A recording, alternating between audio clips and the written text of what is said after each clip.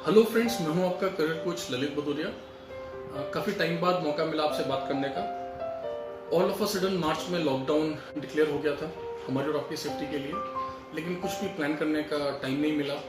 तो बीच में कुछ दिनों तक हम आपके साथ कोऑर्डिनेट नहीं कर पाए। आप लोगों को भी थोड़ा प्रॉब्लम हुआ होगा, but anyways now everything is normal. इस वीडियो के नीचे मैं कुछ कॉन्टैक्ट नंबर्स दे रहा हूँ जिन पर आप कॉल करके या व्हाट्सएप करके हमारे साथ टच में रह सकते हैं। अगर आपका कोई भी क्वेश्चन है, कोई भी क्वेरी है, तो आप हमसे बात कर सकते हैं। इसके साथ साथ आप हमारी ईमेल आईडी पर भी इनबॉक्स में मैसेज छोड़ सकते हैं, या फेसबुक के इनबॉक्स में आप जाकर हमारा जो ऑफिशियल पेज है कॉन्ट्रा मेंटर्स का, उसमें आप हमारे को मैसेज छोड़ सकते हैं। फ्रेंड्स देखिए, जो ये लॉकडाउन था ये हमारे और आपके हाथ में तो था नहीं, ऑल ऑफ अ सडन हुआ। और लेकिन अभी उसके पॉजिटिव आउटकम्स आना स्टार्ट हो गए हैं। आप देख सकते हैं जो यूरोपियन या अमेरिकन कंट्रीज उनमें कितना उनको लॉसेज हुए लाइफ का, बिजनेसेस का, बट कंपैरेटिवली इंडिया में काफ़ी सही रहा। हमारी गवर्नमेंट ने टाइमली स्टेप लिया। और अभी थोड़ी सी प्रॉब्लम्स हैं, लोग फ्रस्ट्रेट हैं। मैं देखता हूँ कि नेगेटिविटीज काफ़ी आ गई हैं, लोग एंशियस हैं करियर को लेकर, फ्यूचर को लेकर। तो मैं आपको यही बताना चाहूँगा कि देखिए, कुछ चीज़ें आपको समझनी पड़ेंगी। Number one, problems world wide है। प्रॉब्लम कोई इंडिया में, आपके स्टेट में, आपके सिटी में नहीं है। Number two, ultimately it's going to end. Recruitment, overseas migration, study के लिए, वर्क के लिए, हर चीज के लिए स्टार्ट होना ही है। ये डिले किया जा सकता है लेकिन इसको फिनिश नहीं किया जा सकता, क्योंकि ये एक नेसेसिटी है। देखिए, गल्फ कंट्रीज हो या कनाडा हो या यूरोपियन कंट्रीज हो, जहाँ पे इंडियंस माइग्रेट यूजुअली कर रहे थे या करते हैं, आगे भी करेंगे, तो ये एक नेसेसिटी है। जितनी जरूरत आपको जॉब की है, उतनी ही जरूरत इन कंट्रीज को होती है अपनी इकोनॉमीज को रन करने के लिए।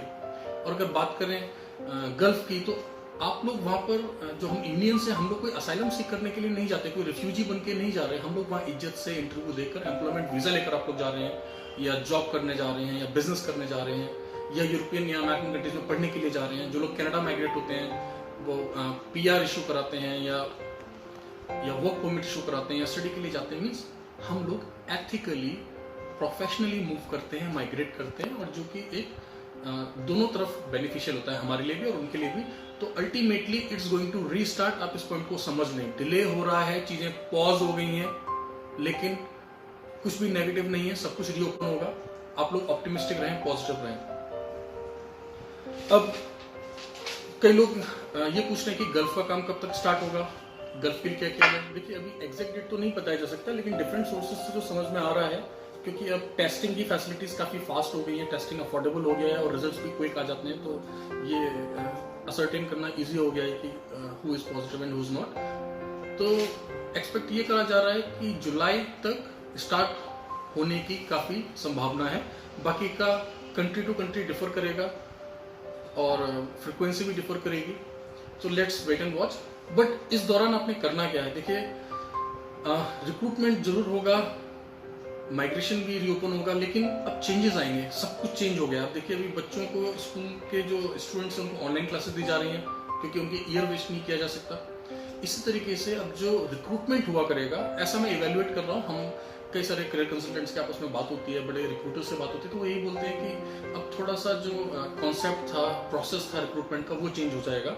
और पहले स्काइप या आईएमओ का यूज मिडिल सेगमेंट या हायर सेगमेंट के लिए होता था, यानी कि व्हाइट कॉलर जॉब्स के लिए होता था, सीनियर्स के लिए होता था।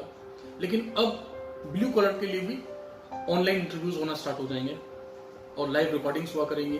क्योंकि देखिए, पहले कैसे होता था, पहले आपको पता ही, आप देखते थे फेसबुक पर, न्यूज़पेपर में आप ऐड देखते थे, और इंटरव्यू वेन्यू पर आप लोग अपने डॉक्यूमेंट्स लेकर आ जाया करते थे, और वहीं पर ऑन द स्पॉट यस या नो हो जाता था। अगर आप सिलेक्ट होते थे तो आप ऑन द स्पॉट अपना डॉक्यूमेंट्स सबमिट करते थे, मेडिकल कराते थे, और आपका प्रोसेस स्टार्ट हो जाता था। वीजा आने के बाद आप लोग फ्लाई कर जाते थे, अगर ठीक है। लेकिन अब इस प्रोसेस में क्या चेंजेस आएंगे? अब मोस्ट प्रोबेबली इकट्ठे होने वाला कॉन्सेप्ट खत्म हो जाएगा। तो आपको क्या करना पड़ेगा? देखिए, ये बहुत इंपॉर्टेंट पॉइंट्स मैं आपको बता रहा हूं। आपको एडेप्ट करना पड़ेगा, फ्लेक्सिबल होना पड़ेगा। एक बहुत पुराना एग्जांपल लोग देते हैं कि देखिए, जब कोल्ड एज आया, आइस एज जब आया, तो क्रोकोडाइल और डायनासोर में से डायनासोर जो थे वो खुद को एडेप्ट नहीं कर पाए चेंजिंग सिचुएशन में, लेकिन क्रोकोडाइल्स ने खुद को एडेप्ट कर लिया। और आज हम क्रोकोडाइल्स को देखते हैं और डायनासोर्स को नहीं देखते, जबकि डायनासोर्स काफी पावरफुल थे, काफी स्ट्रांग थे। लेकिन आज डायनासोर्स हमारे सामने नहीं है, क्योंकि वो एडेप्ट नहीं कर पाए। तो हमने एडेप्ट होना पड़ेगा हमने खुद को थोड़ा सा चेंज करना पड़ेगा। तो कुछ बेसिक चेंजेस मैं इस वीडियो में आपको बताऊंगा और कुछ नई चीजें आपको सोचनी होंगी, नए तरीके से काम करना होगा, जिससे कि आप अपने करियर को आगे ले जा सके, अपने ड्रीम को फुलफिल कर सके, right. And we are with you in each and every step. तो सबसे पहले आप लोग क्या कर रहे हैं, अपने सीवीज को, अपने सारे डॉक्यूमेंट्स को स्कैन करके उनका फोल्डर्स बनाना स्टार्ट कर दें। अगर मेल आईडी है तो ठीक है, नहीं है तो नई मेल आईडी क्रिएट कर दें। अगर आप इतने पढ़े, फ्रेशर माइग्रेट करता था, कम पढ़ा लिखा भी माइग्रेट करता था, वो सारे गल्फ जाते थे। और यही नहीं, हार्डकोर प्रोफेशनल्स, चाहे बैंकर्स हो, मैनेजर्स हो, वो लोग भी गल्फ जा रहे थे, क्योंकि गल्फ हमारे क्लोज प्रॉक्सिमिटी में था। गल्फ 3 से 4 घंटा, 4.5 घंटे की फ्लाइट में आ जा सकते थे। अगर वीकेंड्स हैं आप आ सकते थे। और 2 साल, 3 साल, 5 साल, 7 साल लोग काम करते थे वहाँ। पीआर तो आपको पता है मिलता ही नहीं है गल्फ कंट्रीज में। सिटीजनशिप का पॉसिबिलिटी बहुत ना के बराबर होता है। तो अधिकतर लोग काम करते थे और इंडिया आ जाते थे, और आपको भी बेनिफिट होता था, गवर्नमेंट को बेनिफिट होता था, और उस कंट्री को भी बेनिफिट होता था, क्योंकि आप फॉरेन करेंसी भेजते हैं तो अल्टीमेटली गवर्नमेंट को बेनिफिट होता है।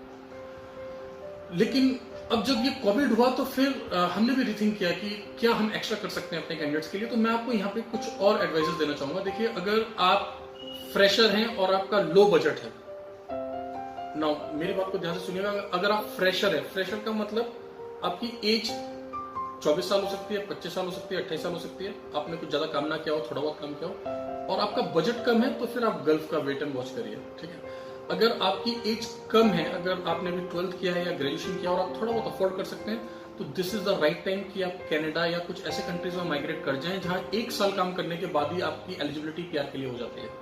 Canada is one of the best example long run के लिए। वैल्यू फॉर मनी, आपको अच्छी पढ़ाई भी मिल जाती है और आपके पीआर के चांसेस भी बढ़ जाते हैं। 90 to 95% कैंडिडेट्स वहां पर अपने एम्प्लॉयमेंट को सिक्योर कर लेते हैं। हाँ, ये बात अलग है कि जो उन्होंने डिग्री ली होती है, कई बार उस सेक्टर में उनको जॉब नहीं मिलता, किसी और सेक्टर में वो जॉब सिक्योर कर लेते हैं, बट कैनेडियन गवर्नमेंट आपको अलाउ करती है। दूसरा तरीका है जो मिडिल सेगमेंट है। देखिए, कई सारे लोगों को मैंने देखा है, कई सारे एस्पिरेंट्स के अंदर एक इंफीरियरिटी कॉम्प्लेक्स है, कंफ्यूजन है कनाडा को लेकर। पहली कंफ्यूजन क्या है कि कनाडा का फी बहुत ज्यादा है। ऐसा बिल्कुल नहीं है, आप शॉक्ड रह जाएंगे जब आप अपना प्रोफाइल हमारे को भेजेंगे और हम आपको बताएंगे कि क्या चार्जेस हैं। गल्फ से 1.5 गुना या मैक्सिमम 2 गुना खर्चा लगता है कनाडा जाने का, 3 गुना या 5 गुना नहीं लगता। मैं अब पूरा एक सीरीज लॉन्च करने जा रहा हूं, जहां पे मैं एक्सप्रेस एंट्री के तीनों parts, provincial nominee programs, work permits, open work permits, इन सब के बारे में आपसे डिटेल में बात करूंगा। क्या एलिजिबिलिटी होता है, सीआरएस को कैसे बढ़ाया जा सकता है। और आइल्स के लिए आपको पता है हमारा एक दूसरा विंग काफी सालों से है, गैफल एडुमेंटस, जहां पर हम लोग आइल्स वगैरह की प्रिपरेशन कराते हैं, आइल्स ओईटी। और अभी एक नया टेस्ट आया है। अब आप में से कई लोग बोलेंगे कि आइल्स के तो सेंटर्स ही नहीं पढ़ रहे हैं कोविड की वजह से, तो ऑप्शंस आर कमिंग। देखिए, जितनी प्रॉब्लम हमारे को है उतनी ही प्रॉब्लम इन कंट्रीज को भी है। अब देखिए, कनाडा ने, यूके ने, यूएसए ने ऑलरेडी एडमिशंस लेने स्टार्ट कर दिए हैं अभी, जबकि वहां पर कितना प्रॉब्लम है। नो डाउट कनाडा में चीजें अंडर कंट्रोल आ गई हैं अभी। कनाडा हो गया, ताइवान हो गया, आपका न्यूजीलैंड हो गया, और जर्मनी में आज ही मॉर्निंग में न्यूज देखा था कि जर्मनी ने अपने बिजनेसेस रीओपन करना स्टार्ट कर दिया। तो these are the shining examples, but precautions के साथ ये लोग चल रहे हैं। और स्टूडेंट्स को ये लोग बोल रहे हैं कि आप अभी एडमिशन ले लीजिए, 1-2 महीने आप लोग लाइव क्लासेस ले लीजिए इंडिया से, और जब चीजें नॉर्मल हो जाएंगी और फ्लाइट वगैरह स्टार्ट हो जाएंगी तो फिर आप आके सेम सेशन को ज्वाइन कर सकते हैं। तो अल्टीमेटली चीजें पॉजिटिव डायरेक्शन में जा रही हैं, और यू नेवर नो कि कभी भी जो है अनाउंस हो जाएगा कि इसका वैक्सीन आ गया है या इसका जो है सही मेडिसिन आ गया है मार्केट में, तो everything will be normal. But still चीजें मूव ऑन होना स्टार्ट हो गई हैं, आपको भी स्टेप लेना स्टार्ट करना पड़ेगा। सो एनीवेज, इस वीडियो को मैं और ज्यादा लंबा नहीं करना चाहता। जिन लोगों ने पिछले कुछ महीनों में जनवरी या फरवरी में इंटरव्यूज दिए थे, वो लोग बिल्कुल ऑप्टिमिस्टिक रहें। आपका प्रोसेस चल रहा है, जब नॉर्मल होगा। देखिए, आपको मैं एक एग्जांपल देता हूँ। जो लोग लॉकडाउन के टाइम पर दुबई में थे या किसी भी कंट्री में थे, तो उन कंट्रीज ने क्या करा, उनका नेचुरली वीजा एक्सटेंड कर दिया और उनके ऊपर कोई पेनल्टी इंपोज नहीं करी, क्योंकि वो अपनी मन मर्जी से नहीं वहां रुके हुए थे। तो सब कुछ टाइम के लिए फ्रीज किया गया था, एक्सटेंशन दिया जाएगा हर चीज को, लॉसेस नहीं होंगे आपके। और अभी कुछ ऑप्शन भी नहीं है। अगर आप कॉल करके बोलते नहीं कि वो कैंसिल कर दो, क्लोज कर दो, that's not a possibility, because अभी तो कोई सारे ऑफिस नहीं खुल रहे हैं सब जगह पर, है ना। हमारा खुद का स्टाफ यहाँ पर अभी पूरा नहीं है। But gradually everything will be all right. Stay optimistic, stay in touch, we are with you and everything will be fine. That's all. Thank you very much. आप मेरे YouTube पे चैनल को जरूर सब्सक्राइब करें और टच में रहें। All the best, take care.